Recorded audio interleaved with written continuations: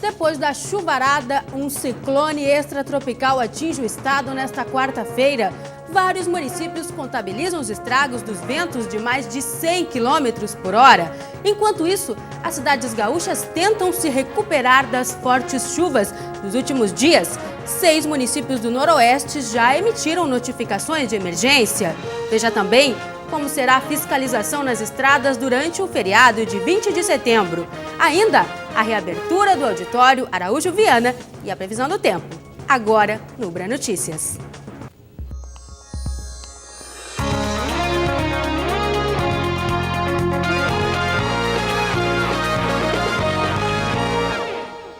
Boa noite. A Prefeitura de Porto Lucena, no noroeste do estado, decretou situação de emergência no município, atingido pelas chuvas de granizo na noite de terça-feira. 2.500 residências foram danificadas. Além das casas, os sistemas de abastecimento de luz, água e telefonia também foram prejudicados. As perdas chegam a 100% nas lavouras de trigo e a 60% na de milho.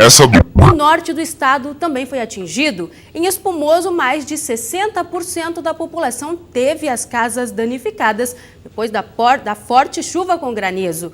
Em Ernestina, mais de 200 casas foram destelhadas, árvores arrancadas e 40 postes de luz caíram nas ruas. Em Carazinho, mais de 50 casas ficaram destelhadas. Em Tapes, na região metropolitana de Porto Alegre, 300 pessoas tiveram que deixar as casas em função do alagamento. No bairro Vila Nova, a água atingiu 1,5 metro de altura. A quarta-feira foi de muito trabalho para quem conseguiu voltar para casa. A dona de casa passou a noite no salão paroquial que serviu de abrigo para quase 300 pessoas. Muita tristeza. Nunca tinha visto uma enchente tão grande como aquela. 38 anos eu tenho. Vi o meu filho tudo dentro da água. Vi o pessoal todo dentro da água, tudo saindo de sacola, calçado. Eu mesmo perdi meu calçado na água, né? Eu vi todo aquele desespero e comecei a chorar. Não tinha mais nada que eu fazer, né? Muitos dos que retornaram para as residências encontraram elas assim, tomadas pela água. João conta que esse tipo de situação é comum no bairro Vila Nova, um dos mais atingidos. Já tinha há muito tempo as coisas, tudo os cacos, né? Não vou dizer móvel, porque a gente pobre tudo é caco. Já tudo erguido, né? Já para prevenir. Já estava tudo erguido num tijolo de altura, né?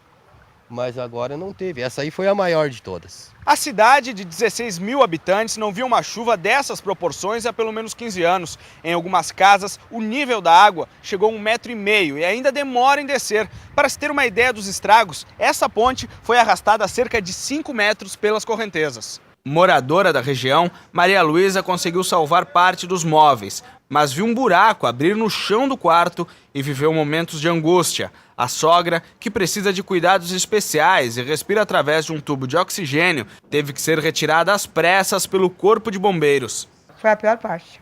Foi a pior parte para nós. Aí tudo chorava. Tem aquela guria ali que é doente também, ela ficou no desespero. Chorou muito ver a mãe sair daquele estado, né? O vizinho dela conta que esse tipo de situação é normal no bairro. Sabe que eu já estou acostumado com isso aí. Esses desdeixos aí é muito tempo. É normal? Para mim é normal. Nessa rua, moradores colocaram fogões para fora de casa, na tentativa de secar os eletrodomésticos. Essa auxiliar de serviços gerais mostra a preocupação com as rachaduras na casa causadas pela água. Ela conseguiu salvar boa parte dos bens e disse que teve sorte. Casualmente, o patrão tinha dado a folga, era o dia da folga, né? E eu estava em casa. E a sensação foi assim, eu levantar o que dá e virar as costas e sair. Foi a sensação que eu tive no momento. A prefeitura recebeu diversas doações de roupas e alimentos. O apoio da população foi considerado fundamental para que os prejuízos não fossem maiores. A gente colocou na rádio e quando saiu, o pessoal também começou a botar no Face e replicar. E começou a chegar muita coisa. Em Esteio, o volume de chuva foi de 145 milímetros, superando o previsto para todo o mês de setembro. Os arroios Esteio e Sapucaia transbordaram, afetando 800 famílias. 150 tiveram que deixar as casas e era tanta água que precisaram de ajuda. O dia da pequena Júlia, de apenas 1 ano e meio, começou assim. Ela e a família tiveram de ser transportados de trator até a parte seca do bairro Jardim das Figueiras, em Esteio. Gislaine e o marido Júlio César moram na região há 6 anos e contaram que foi preciso abandonar a casa no meio da noite com a cheia do arroio Sapucaia. Foi horrível, né? Porque ninguém vem ajudar e tem um monte de criança aqui nos fundos da casa, tá quase caindo e ninguém faz nada. Esta outra dona de casa, moradora do bairro há 24 anos, mostrou solidariedade com os vizinhos. O que é terrível, tem 2 amigas minhas que perderam as coisas lá dentro da casa delas, lá, ó. É ruim de falar. Amigos como a dona Maria, que mora há 1 ano no bairro. É a 2ª vez que ela e a família passam por esta situação. Acompanhamos ela e os filhos na tentativa de resgatar alguns móveis, mas o alto nível da água fez a dona de casa desistir de entrar na residência. Olha, foi um transtorno. Meu marido é uma pessoa já idosa, tem esses 2 guris. A gente tirou eles, botou lá em cima, deixou sozinhos lá em cima, e aí eu me desesperei. Acabei indo com a água para a cintura, fui lá ver como é que eles estavam, voltei aqui, saí. Quando a gente chegou aqui, a gente estava com a água já quase acima da cintura, não deu mais para ficar aqui. As minhas coisas eu levantei, mas está tudo perdido. Perdi tudo dentro da... O meu dia vai ser lá dentro de uma caminhonete lá e... sem poder fazer o que comer para os meus filhos, vou perder até a comida que tem dentro de casa, o rancho que eu fiz. Vou perder tudo. Não tenho outra alternativa. A Defesa Civil está atendendo as famílias. No primeiro momento, retirada das famílias. Em algumas partes, o pessoal também não sai, porque quer cuidar dos seus móveis. Né? Sobe os móveis, a gente tira mulheres, pessoas com deficiência para caminhar, crianças, né? E normalmente o pessoal fica algum em casa ainda para cuidar desses bens. Depende agora também da vazão, da baixa dessas águas, né? Tem represamento dessas águas na área que foi inundada, né? Vai depender também do clima, do tempo, né? Que promete para hoje ainda a chuva em menor porte, né? Escolas e igrejas são as alternativas para abrigar quem teve de deixar a moradia. Está sendo feita a vacinação na população, né, em toda essa parte de abrigo, onde teve essa demanda de águas que saíram fora do leito, né, obviamente ali são águas contaminadas, né, a Secretaria da Saúde já está providenciando a vacina nesses pontos. Para as crianças, até as brincadeiras ficaram arriscadas. E como? Equipes da Defesa Civil do Estado vão conferir de perto os prejuízos provocados pelo temporal e queda de granizo no interior. Além de Porto Lucena, outros 5 municípios podem decretar situação de emergência. No centro de operações, onde são monitoradas as condições climáticas, o telefone não para. A cada ligação, um novo relato de danos e desabrigados. A Defesa Civil já começou a fazer o levantamento dos estragos provocados por 2 dias de chuva intensa. O trabalho dos profissionais recebe apoio das 11 regionais no estado.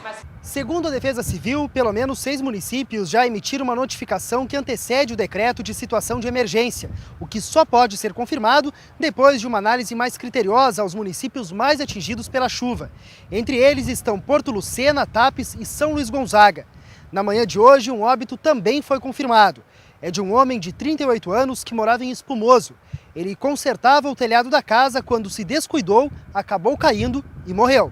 Ainda de acordo com a Defesa Civil, 1.300 pessoas foram levadas para abrigos. 400 estão desalojadas e 8 ficaram feridas. O primeiro momento é o momento do socorro, é a fase que nós ainda estamos vivendo, né? É a abrigagem das pessoas, o atendimento para as pessoas, colocá-las em abrigos, aqueles que tiveram problemas de residências destruídas, telhados, enfim.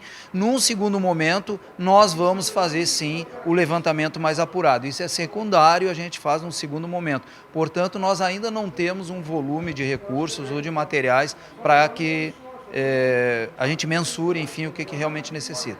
Na tarde de hoje, profissionais da Defesa Civil viajaram para visitar os municípios atingidos. O governo do estado já foi acionado para a liberação de recursos. A seguir, ventos fortes de mais de 100 km por hora atingem o estado e causam transtornos. A previsão do tempo para o feriado. A gente já volta. A Cursor Recursos Humanos está oferecendo mais de 300 vagas de emprego. As oportunidades são em diversas áreas, a maioria para operador de call center. Para se candidatar, os interessados precisam ir até a sede da agência, levando currículo e carteira de trabalho.